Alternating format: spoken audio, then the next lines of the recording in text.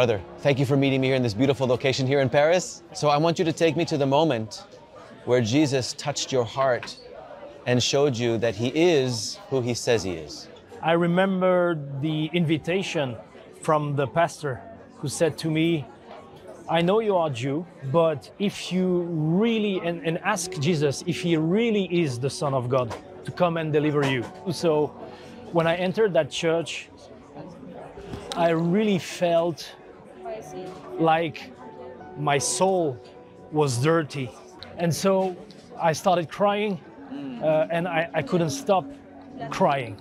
I was like almost emptying myself with tears, my friend. Yeah. And so I did that prayer in my mind, you know.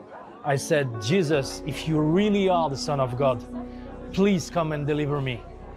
And then the light came from above, from the ceiling, penetrated through my skull. Suddenly I felt an energy that was so benevolent, you know? Yeah. Like I know that energy. Like I found love for the first time. For real. Or pure security, like nothing can happen to you. Amazing. You know what I mean? Exactly when you're with your father, your parents as a child, and obviously your loving parents, same thing. So you're mentioning delivery. Yeah. What were you delivered from? Depression. I was told by psychiatrists that I was having depressions. And why do you think you were open to that?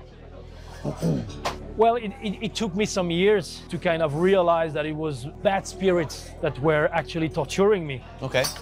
And so, you know, this kind of idea did some progress in my mind. But what completely changed my mind is actually when God talked to me through my wife, as I saw an expression in her face that I had never seen before, like she was in pain, but like extremely in pain. Really?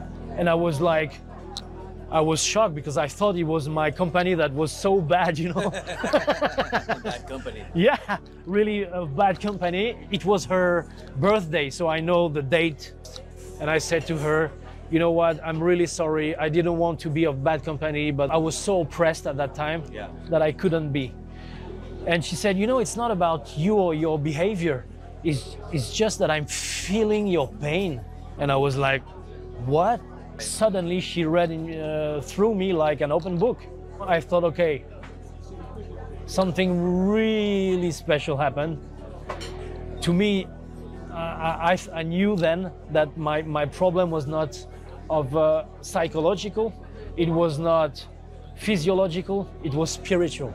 And that's when I thought, okay, maybe if it is spiritual, it means that God is the answer.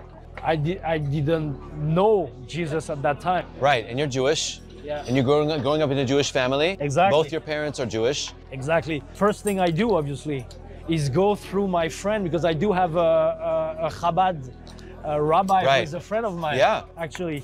And I told him, you know what, I don't know what happened, but it's like God spoke to me and I felt his presence. You as a rabbi, have you ever felt God's presence? Have you ever felt God answering to your prayer or to anything that you say to him? Did you experience that? And my friend Rabbi told me, you know what? No, I've never experienced that. Okay. And I was like, what? So I like that you brought that up because a lot of people will tell us as Jews, in order to get your questions answered, you have to go speak to a rabbi. Exactly. And you went there. I went there. And what answers did you get? Well, the answer is, if we're talking about delivery, it means that you would need to talk to psychiatrist rabbis and go through a very heavy process that could last up to 2 years or something like that. So I was desperate, obviously, because I said to my wife, well, the only person I thought I could turn to, basically it's going to be a long, heavy process. There's no guarantee it will work. Obviously, I didn't know anything about a cure, at that time. I just thought that I still needed to search for it and look for for the solution, you know. I went back to my wife and she said to me, you know what, as you know, I've been going through to that church. And so that's where I met the pastor, and I said, okay, why not? Right, I have nothing to lose. And so it was the first time I was praying Jesus, obviously, in my life. I had never read anything about the New Testament. Yeah, you were delivered. Okay, so you prayed the prayer, and then what happened to you? You know, this light came through my skull, you know, and it descended through all my body. I felt bad energy. You remember that bad energy go out from my left ring finger, right ring finger, and my 2 feet. Wow. So you were changed from that moment? Yes, exactly. How did this affect your relationship with your wife? She's been praying in secret for many years, she told me. From that day on, she even went with me to study the Bible. Yeah. Even though she knew more of, by the way, of the ancient, or the Old Testament, more than anybody that I knew, either in my family or even sometimes rabbis, to be honest. Yeah. And what did you learn from the Old Testament that helped back up your faith? There are so many prophecies, and actually I think there are more than 150 prophecies that actually Jesus accomplished. When I realized that Jesus didn't come to abolish the law, but to accomplish it, then I knew that it was just the continuation and not something new, you know? Yeah, good point. It's a narrative that continues the story of the hope, the messianic hope for the Jewish people. Yeah. Yeah, absolutely. So your parents, they knew you. They knew the problems that Samuel had growing up. They knew the depression. Yeah. They know their son. Yeah. They want to help. Sure. But all of a sudden, you're a new person. Exactly. But they don't know why yet. Tell me about that. I'm not the type of guy who's gonna shut my mouth, especially about something that's so good. Yeah. Actually, the best that happened to me in my entire life. Yeah, yeah. I wouldn't share it with my loved ones. Yeah, right? It's like having a cure for their ailments and keeping it to yourself. Exactly. So I talked to my mom. I said, Mom, do you know what happened to me? Yeah. It was on the phone, and obviously the first reaction is kind of rejection, or at least questioning. I have the chance to have parents who will not, let's say, reject me completely because of that. Fortunately for me. Yeah. But even so, I would have done exactly the same thing because I cannot. I said to my wife, you hid a treasure from me for 10 years. You should be ashamed. You know, when I came to faith, I called my best friend, one of my best friends from high school and college. And I said, I'm a believer. I believe in Jesus. And I said, but why didn't you ever tell me? Exactly. And you know, and this is common, very common, because you're Jewish, I thought that you didn't need it. Yeah, and my wife said something interesting. She said I wasn't ready. She said I wasn't ready to hear the word because there is this veil, you know, that the devil puts in front of our eyes, my friend.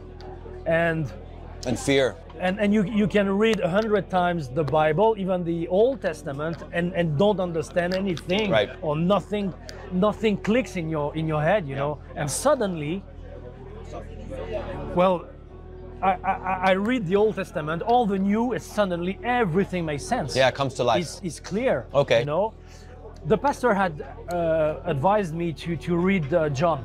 You know, the book of John. The book of John. Okay. Yes.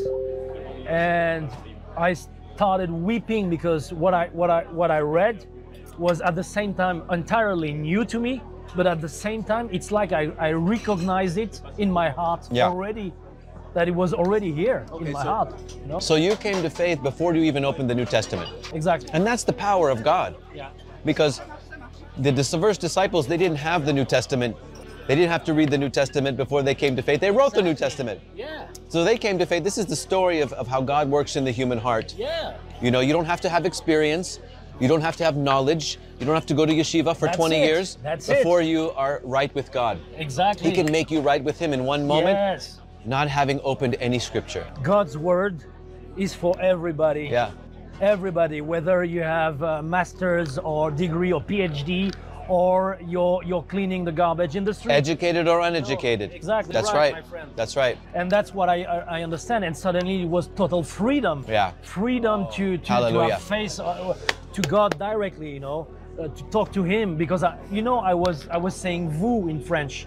Vous is the polite way of talking to someone you don't know. Yes. I was saying vous to God.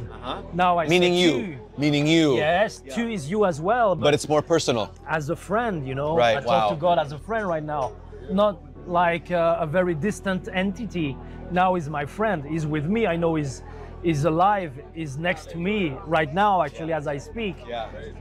Beautiful. That's it, my friend. Beautiful. So, what are you doing now with your amazing faith?